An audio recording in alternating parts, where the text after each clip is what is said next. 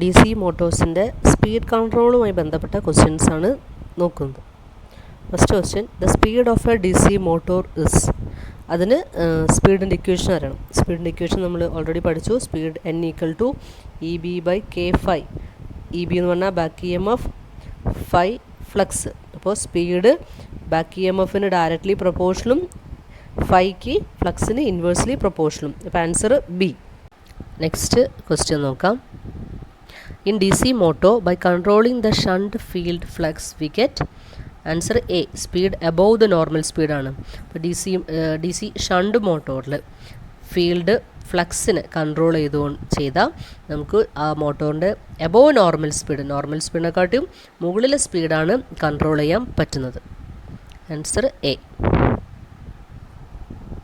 ഇനി next question, the speed of a loaded D C shunt motor can be decreased below its rated speed by.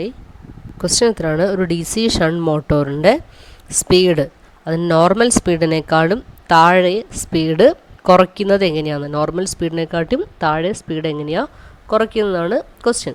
Answer, increasing the resistance in the armature circuit. Armature സർക്യൂട്ടിൽ resistance increase ചെയ്താണെങ്കിൽ അവിടെ armature drop കൂടും. IaRa എന്ന് പറഞ്ഞാൽ drop കൂടും. അപ്പോൾ back E M F കുറയും.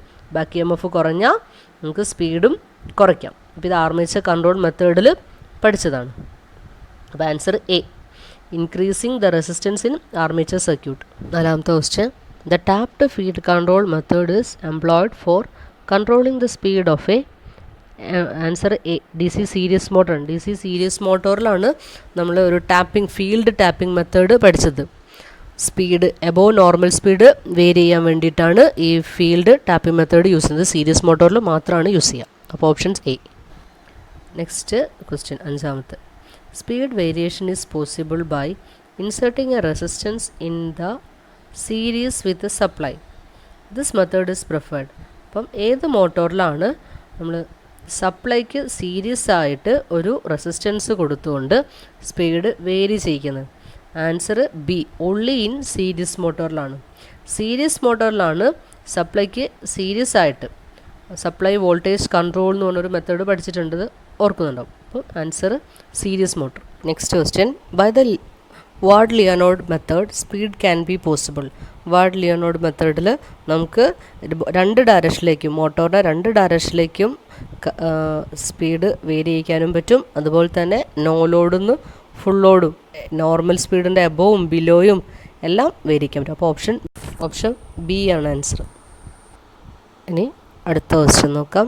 If the load on D C motor is increased its speed is reduced primarily due to.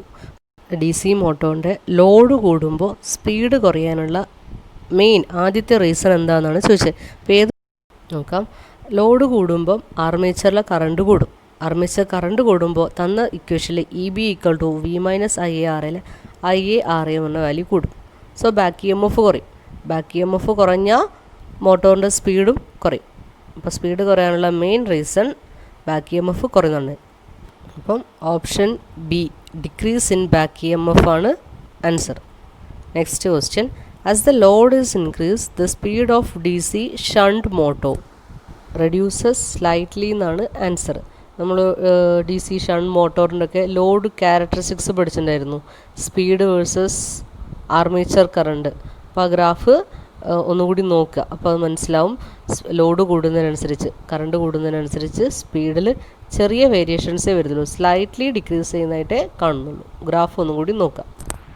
അടുത്ത 9ാമത്തെ question, what is the effect in a D C shunt motor if it supply terminals are interchange.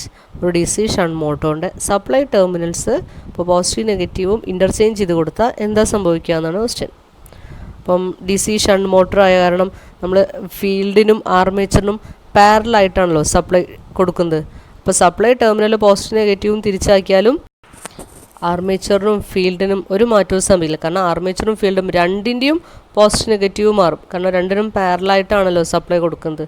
അതുകൊണ്ട് motor ഒരേ direction തന്നെ കറങ്ങും. Motor same ഡയറക്ഷനിൽ തന്നെ കറങ്ങും. അപ്പോൾ ആൻസർ സി ആണ് answer. Next question, what is the speed if the field winding of a D C shunt motor is in open circuit. ഒരു ഡി സി ഷണ്ട് മോട്ടറിൻ്റെ ഫീൽഡ് പെട്ടെന്ന് ഓപ്പണായി. അപ്പോൾ എന്താ സംഭവിക്കുകയാണ് ക്വസ്റ്റ്യൻ. ഇവിടെ answer motor runs in very high speed. D ആണ് answer. കാരണം ഫീൽഡ് ഓപ്പൺ ആയാണെങ്കിൽ ഫീൽഡിലൂടെ കറണ്ട് ഒന്നും പാസ് ചെയ്യില്ല. ഫീൽഡിലൂടെ കറണ്ട് ഇല്ലെങ്കിൽ ഫ്ലക്സും ഉണ്ടാവില്ല. ഫ്ലക്സ് ഇല്ലെങ്കിൽ സ്പീഡ് കൂടും. കാരണം ഫ്ലക്സും സ്പീഡും ഇൻവേഴ്സ്ലി പ്രൊപ്പോർഷനാണ്. ഫ്ലക്സ് കുറഞ്ഞ് ഫ്ലക്സ് ഇല്ലാതായ സ്പീഡ് വെരി ഹൈ ആവും. അപ്പം റൺസ് ഇൻ വെരി ഹൈ സ്പീഡാണ് ആൻസർ.